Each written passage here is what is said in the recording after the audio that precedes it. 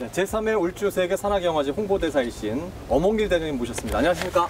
안녕하세요. 예. 반갑습니다. 남았을 때 반갑습니다. 영남 알프스도 자주 오시죠? 예, 여기도 이제 가끔씩 옵니다. 예, 제가 이제 간월산 해가지고 이쪽 그 종주 종반 해가지고 저 신불산까지 해가지고 종주도 하고 특히 저 간월제가 있는데요.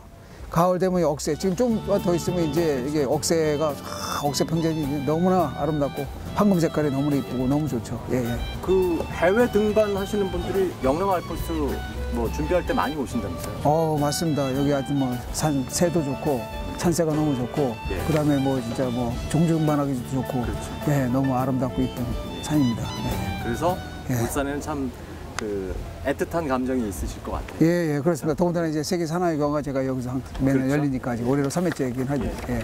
홍보대사를 처음에 어떻게 맡게 되셨어요? 다른 일반 영화제도 아니고 또 산악영화제니까 예, 또 저 산악인 한 사람으로서 저도 또 뭐 당연히 흔쾌히 또 제가 하겠다고 했고 또 그래서 이제 홍보대사를 맡게 된 겁니다. 계속 이어서. 예. 산악인들을 보면 이렇게 산을 계속해서 오르려는 그런 뭐 매력이랄까요? 뭐 원동력이 있다면 어떤 게 있을까요? 처음에는 뭐 제가 제 의지대로 뜻대로 마음만 먹으면 된다라고 생각했는데 그것이 시간이 지날수록 그런 도전을 거듭할수록 그 어떤 세월이 지나면서 또 그 과정에서 겪는 어떤 성공과 실패의 어떤 여러 좌절과 고통, 산을 오르는 것은 의지로 되는 것은 한계가 있다고 느끼는 거죠. 그 다음 단계는 뭐냐? 결국엔 내가 산이 되어야 되고 산이 나를 받아줘야 된다. 산과 내가 하나가 돼야 된다라는 그런 마음가짐, 어떤 겸허함을 거기서 깨닫게 되고 산이 나를 받아줘야 된다라는 말이 참 와닿는데 엄홍길 대장님은 요즘 뭐 영화제 홍보대사도 하시고요. 그리고 국립등산학교 초대 교장도 하셨고 휴먼재단도 운영하신다고요. 근데 이제 등산, 그러니까 산을 오르는 거 외에 이제 다방면에서 지금 일을 하고 계신데 특별한 계기나 뭐 이유가 있나요? 처음에는 산을 보면서 정상을 생각하면서 산만 보고 산을 오르다가 어느 순간서부터인가 산이 아래가 보이고 산 아래에 산자락에 살고 있는 아이들이 보이는 거예요. 그들이 어쨌든 꿈도 없이 희망도 없이 부모님 세대부터 조상 대대로 내려오는 가난이라는 그 굴레를 벗어나지 못하고 고리를 끊지 못하고 그 속에서 그냥 꿈도 없이 희망도 없이 자라는 그들을 볼 때 그럼 학교를 줘야 되겠지 이제 앞으로. 근데 학교를 줘야 되는데 이게 뭐 예산이 한두 푼 들어가는 게 아니겠습니까? 그래서 제가 혼자서 할 수 있는 능력이 또 한계가 있는 것이고 그러면 이걸 주변 사람들한테 얘기를 하니까 뭐 나도 뭐 이렇게 뜻이 좋다. 나도 뭐 동참하겠다. 그러면 힘을 모아야 되겠다. 태산이 뭐 한줌 흙을 마다하겠습니까? 결국엔 힘을 모아야 되겠다. 그래서 엄홍길 휴먼재단을 설립한 것이고 그 재단을 통해서 제가 이제 네팔의 히말라야 오지에 다 했던 곳에 제가 이제 학교를 짓기 시작한 겁니다. 영화제 홍보대사시니까 이제 영화 얘기를 좀 해봤으면 좋겠습니다. 오늘 이 산악영화제의 상영작이 올해는 굉장히 많이 늘어났어요. 전문 산악인을 위한 섹션도 있고 일반인을 위한 섹션도 있는데 개인적으로 추천하고 싶은 뭐 영화라든가 아니면 기대를 하고 있는 영화도 있을 것 같은데 어떤 게 있을까요? 저는 뭐 그날 그 개막작 더널이라든가 그걸 보면서 그냥 그 사람의 어떤 그런 거벽 등반하는 그들의 어떤 등반의 행위에 대해서 진짜 뭐 다 충분히 다 이해가 가고 동감을 하게 되게 되니까 너무나 저도 아주 감동적이게 봤고 극한의 세계를 도전한 사람으로서 너무나 어떤 동병상련을 느끼게 되고 너무나 감동적이었고 눈물이 날 정도로 저는 그걸 이해하게 되더라고요. 그리고 또 마운틴이라는 영화가 있어요. 크리스 보링턴 경우 이번에 이제 오셨는데요. 근데 제가 처음 도전했던 산이 바로 에베레스트 남서벽이라는 루트가 있거든요.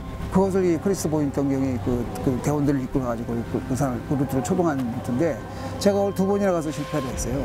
그리고 결국 오석산에서 동료도 잃고 그 루트로 오르다가 계속 끊임없는 도전을 하는 그분의 어떤 인생 등반 인생의 어떤 여정 이런 걸 그걸 다큐멘터리가 영화도 그런 것도 괜찮은 것 같고 좋은 것 같습니다.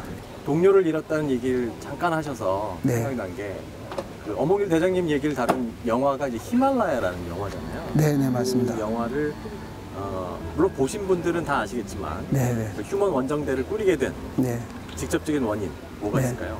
고 반무택 대원이 이제 저랑 같이 이제 80m 4번씩이나 같이 도전하면서 극한 상황에서 진짜 생과 사의 사선을 넘달면서 결국에는 거기서 어떤 맺은 인연과 우정과 어떤 사나이들의 어떤 의리라고 그럴까? 근데 결국엔 그 후배가 자기 어떤 학교 선후배들과 같이 동료들과 같이 그 에베레스트를 도전했다가 이제 결국에 이제 성공하고 내려오다가 거기서 이제 설명으로 인해 가지고 앞을 보지 못하는 그런 이제 현상이 갑자기 벌어지면서 결국 이제 그 8,750m에서 이제 메달리스트로 생활을 마감하게 된 것이죠.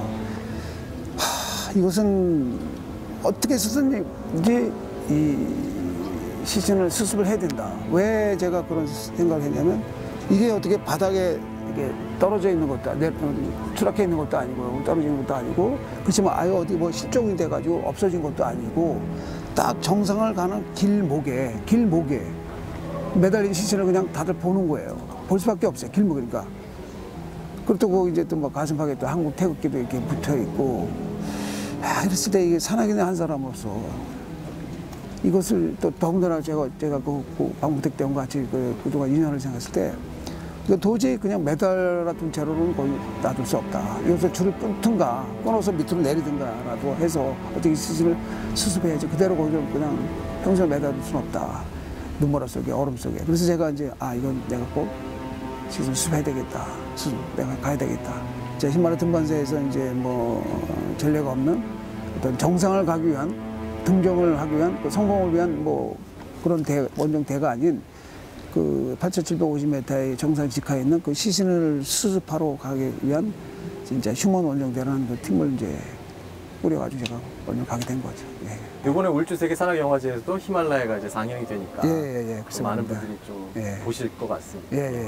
자, 울주 세계 산악 영화제처럼 이렇게 산에서 뭐 재즈 페스티벌이라든가 락 페스티벌 그리고 이렇게 영화제를 한다는 게 어떤 의미가 있을까요? 예술과 문화와 어떤 그 전문적인 산악적인 것이 같이 함께 어우러진 이게 산악 영화제니까 더 이게 더 뜻이 있고 의미가 있고 또 꼭 산악인뿐만 아니고 영화를 사랑하는 사람들, 일반인들부터 해가지고 영화인들부터 해가지고 다양한 모두가 남녀노소 누구나가 참여할 수 있고 같이 함께 즐길 수 있는 그런 진짜 좋은 그 영화제가 아닌가 그렇게 생각합니다. 자, 그러면 마지막으로 울산 시민들 그리고 울주 세계 산악 영화제에 참여하신 관객분들에게 한 말씀만 주세요. 저는 진짜 우리나라에서 더군다나 울주군에서 이런 또 신불산 자락, 이게 영남알프스 이 자락에 이 너무나 좋은 자리에서 이런 산악 영화제가 열리는 곳에서 저는 너무나 참 산악인 한 사람으로서 너무나 기쁘고 진짜 너무 좋다고 생각합니다. 뭐 울주군 울산 시민뿐만 아니고 울주 시민뿐만 아니고 대한민국 많은 우리 영화를 사랑하는 사람들 또 산을 사랑하는 사람들 이런 분들이 와서 이렇게 함께 보시고 즐기고 하시면 너무너무 좋을 것 같아요. 그리고 이거 좀 더 이렇게 대한민국 넘어서 진짜 세계적인 또 산악 영화제로서 발전했으면 더 좋겠고요. 울주 세계 산악 영화제는 정말 세계적인 영화제가 될 때까지 계속해서 노력을 해주시기 바랍니다. 그럼요. 진짜 열심히 노력해야죠. 오늘 시간 내주셔서 고맙습니다. 감사합니다.